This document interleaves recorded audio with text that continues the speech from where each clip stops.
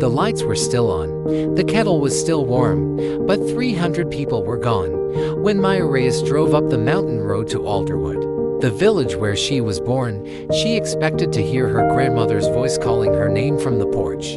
Instead, she found open doors, empty streets, and untouched dinner plates on every table, as if everyone had vanished between one breath and the next. No footprints, no signs of struggle, no answers. Just a single note, pinned to her grandmother's door, in handwriting Maya hadn't seen in 10 years. "Forgive me. I had no time to explain." Maya hadn't been back to Alderwood in 6 years.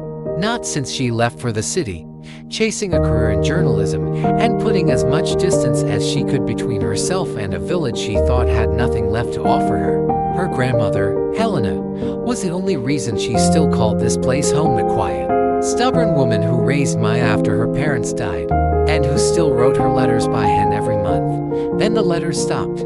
3 weeks of silence was enough to worry Maya. A missed phone call was enough to scare her. But nothing prepared her for what she found when she finally reached Alderwood, a village frozen in time, empty of every living soul except her. She walked from house to house, calling names she'd known her whole childhood. Mrs. Whitfield's laundry still hung on the line. The schoolteacher's chalk was still on the blackboard, mid-sentence. It was as if Alderwood had simply stopped and everyone in it had disappeared into the night. Maya called the police. They searched for 2 days and found nothing. No graves, no signs of violence, no trace of 300 people. The story made national news, the village that disappeared overnight. Reporters camped outside the town limits. Strangers whispered theories of a cult, a gas leak, something stranger still. But Maya knew her grandmother, and Eleanor Reyes was not a woman who ran from anything. So Maya stayed. She searched the house room by room, looking for anything that made sense of the note pinned to the door. In her grandmother's study, hidden behind a loose floorboard, she found a journal of years of entries in Elena's careful handwriting. The first entries were ordinary, weather, harvests, small village gossip. But the later pages told a different story. Elena had been watching the old dam above the valley for months. Cracks, strange groaning sounds at night. She'd gone to the town council twice, begging them to warn the villagers.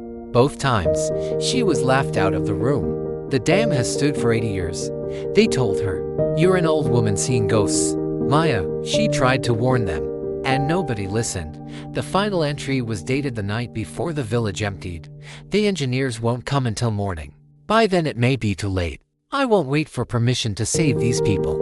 If I'm wrong, they'll call me a fool. If I'm right, and I do nothing, I could never forgive myself." That night, Elena had gone door to door herself, waking every family, telling them to gather only what they could carry and follow her into the hills before dawn. Most thought she'd lost her mind, but enough trusted her and enough remembered the years she'd never once lied to them, that they followed anyway. 2 hours after the last family left the valley, the dam gave way.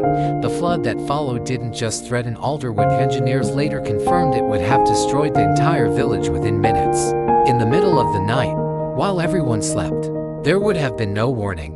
No time to run. Elena had known that, and she had acted, even knowing no one might believe her, even knowing she might be wrong, even knowing that if she failed, she would be blamed for whatever happened next. Maya found her grandmother 2 days later, not missing, not vanished, but exactly where she said she'd be in her note, at the ranger's cabin on the ridge above the valley, caring for dozens of villagers still too shaken to come down. Elena hadn't run from the story. She'd simply been too busy living it to explain herself to reporters. "Maya, why didn't you tell anyone the truth? Why let people call it a mystery?" "Elena, because the truth wouldn't have saved anyone faster. Getting them out of their homes would have. I didn't have time to be believed. I only had time to act." The village that disappeared overnight hadn't vanished at all. It had been saved by one woman nobody had trusted enough to listen to, until the moment it mattered most. When the real story came out, Alderwood wasn't rebuilt as a monument to mystery. It was rebuilt as a monument to Eleanor Reyes, the woman who chose to be doubted rather than let anyone die waiting for proof. Beginning, Maya sees her grandmother as part of a small, ordinary life she outgrew, a village she left behind without looking back.